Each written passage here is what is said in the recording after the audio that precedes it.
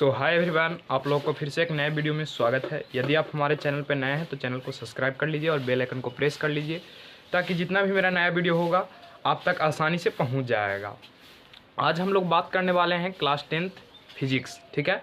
और फिजिक्स में हम लोग देख रहे थे उत्तल दर्पण अवतल दर्पण के बारे में, ठीक है।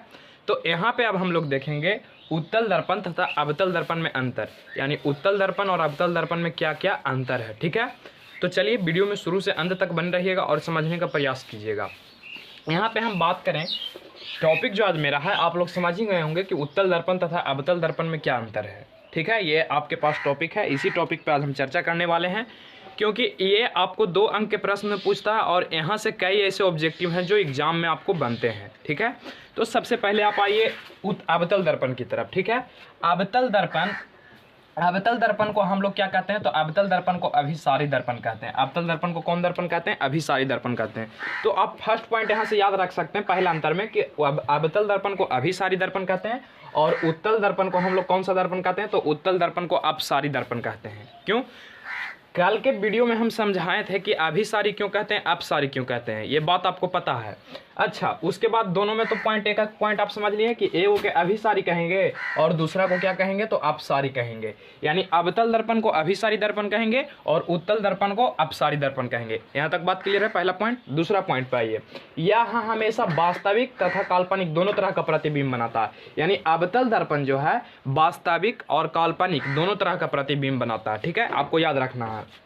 उसके बाद यदि हम बात करें उत्तल दर्पण की, तो उत्तल दर्पण जो है केवल और केवल काल्पनिक प्रतिबिंब बनाता है। केवल और केवल कौन सा प्रतिबिंब बनाता है, तो काल्पनिक प्रतिबिंब बनाता है, ठीक है। ये केवल और केवल काल्पनिक और ये जो बनाता है दोनों तरह का प्रतिबिंब बनाता है। यदि और आगे हम बात करें तो अवतल दर्पण का जो फोकस दूरी होता है ऋणात्मक होता है। अवतल दर्पण का फोकस दूरी कैसा होता है, तो ऋणात्मक होता है। यदि उत्तल दर्पण की बात करें तो उत्तल दर्पण की धनात्मक होता है। उत्तल दर्पण का क्या होता है, धनात्मक होता है। यहाँ तक बात क्लियर है? अच्छा, तो इसका आप एक फटाफट से स्क्रीनशॉट करिए, उसके बाद हम आगे बढ़ते हैं। चलिए अब हम लोग नेक्स्ट पॉइंट देखते हैं, ठीक है। तो यहाँ पे अब हम लोग देखेंगे कि इसका आगे और क्या क्या अंतर हो सकता है। तो अंतर हो सकता है कि अवतल दर्पण में जो होता है ना, अवतल दर्पण में बाहरी पृष्ठ इस प्रकार से रंगा हुआ रहता है, अंदर वाला पृष्ठ से क्या होता है, परावर्तन होता है। ये आपको बात पता है। तो यहाँ पे अवतल दर्पण का बाहरी सतह क्या हुआ रहता है, तो रंगा हुआ रहता है, या उसको हम फिजिक्स की भाषा में कहें तो कलाई किया हुआ रहता है, ठीक है। और यदि उत्तल दर्पण की बात करें तो उत्तल दर्पण में है जो अंदर का पृष्ठ रंगा हुआ रहता है, यानी इस प्रकार से ये अंदर वाला रंगल रहेगा, बाहरी से इसका परावर्तन होता है। ये बात आपको पता है, पिछले वीडियो में आप देखे होंगे।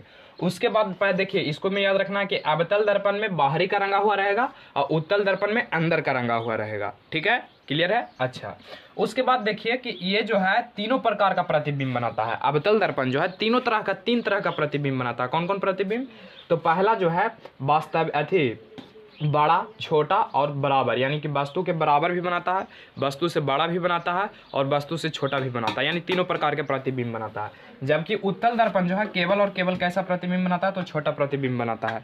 तो कम से कम आप 5 अंतर देखिए, बोर्ड एग्जाम में 2 ही अंतर लिखने के लिए बोलता है, हम यहाँ आपको 5 अंतर समझाए हैं और इससे कई ऑब्जेक्टिव भी बनेगा आपको, ठीक है। तो यहाँ पे आपको बात को क्या करना है, याद रखना है। ऑब्जेक्टिव यहाँ से खूब बनेंगे, ऐसे तो हम ऑब्जेक्टिव कराएंगे ही कराएंगे। तो इतना बात आपको 5 पॉइंट याद रखेगा तो आपको बोर्ड एग्जाम में या तो 5 मार्क का प्रश्न पूछे या 2 मार्क का पूछे, आप आसानी से बना सकते हैं यदि आप ये 5 पॉइंट याद रखते हैं तो आपको आशा होगा, मैं समझता हूँ कि आप समझ गए होंगे इसको, अंतर को, ठीक है। तो मिलते हैं नेक्स्ट वीडियो में, वहाँ हम दर्पण से रिलेटेड कुछ टर्म की बात करेंगे। Thank you.